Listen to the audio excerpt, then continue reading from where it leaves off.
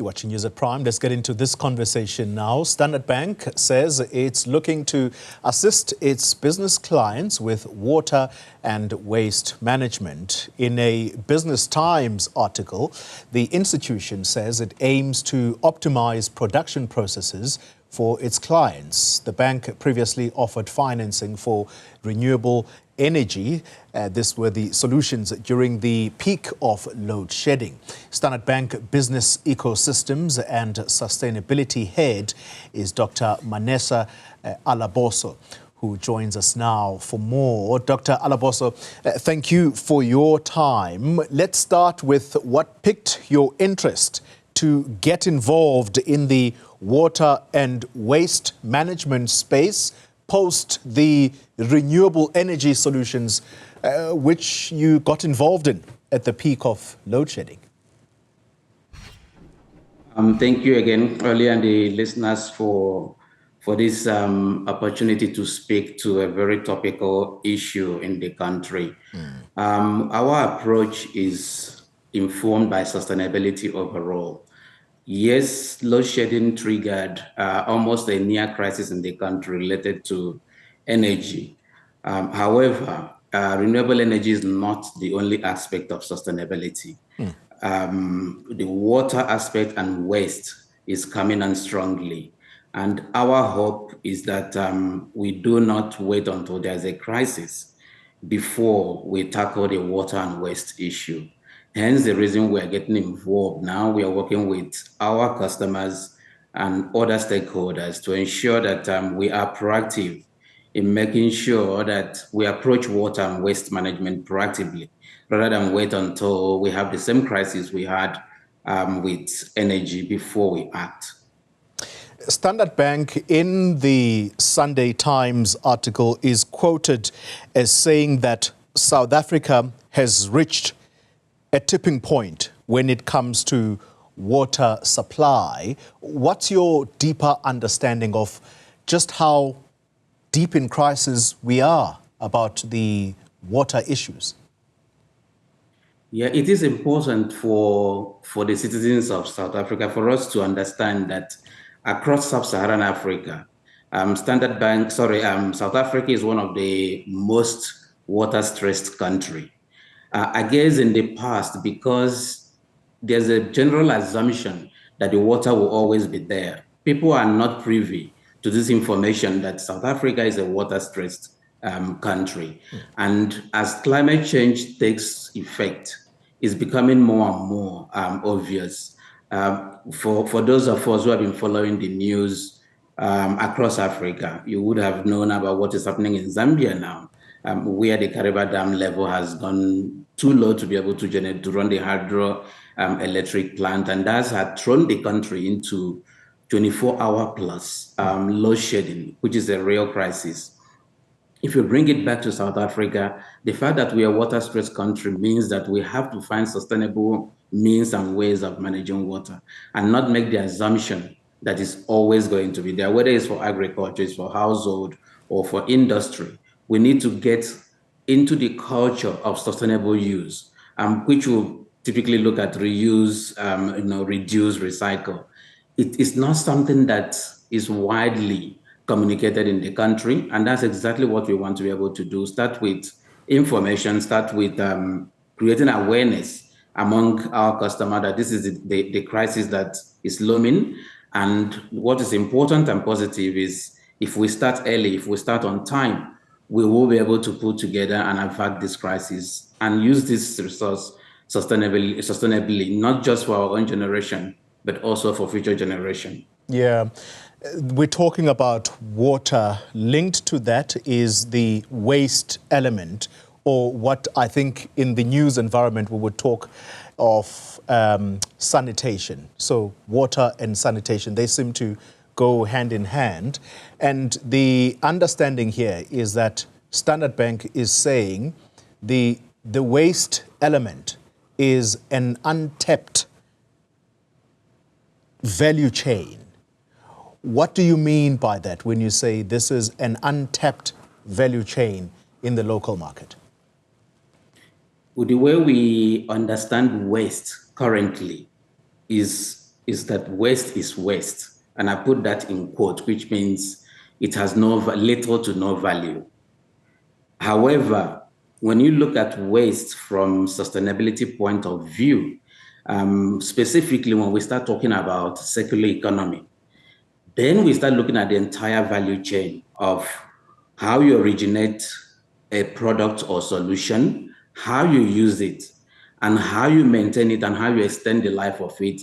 And when it comes to the end of life, how you recycle it to either repurpose it for another use or dispose it in such a manner that it does not impact the environment. And I'll give you an example in the agri sector where we have some of our customers now using organic waste to generate electricity, biomass, literally to generate electricity. Before, the obvious use would have been compost, but now it's beyond compost.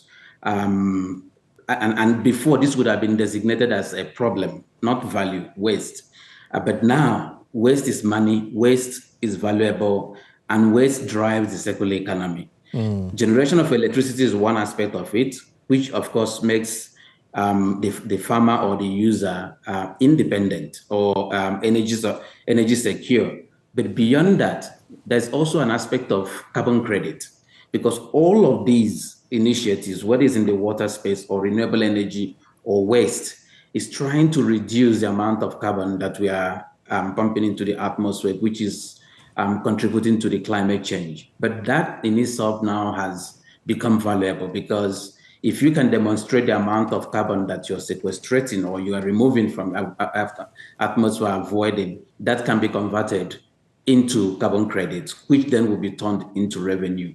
So that whole entire value chain, the narrative has changed from waste being something of no value to waste being something of value beyond monetary value, but importantly, making it possible for us to restore and sustain our environment. Dr. Alagbaoso, then there is the amount of 2 billion rand that I understand has been made available to about 1,500 small to medium enterprises, and this is to tap into exactly the issues we are talking about.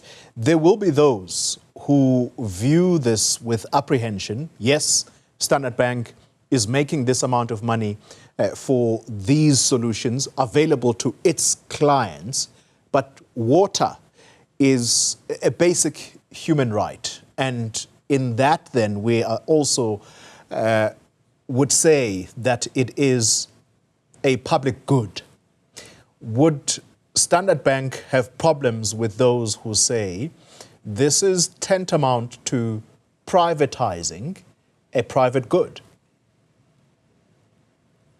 My answer to that would be to provide more context to that statement, because if you look at it purely from a commercial point of view, it may come across that way.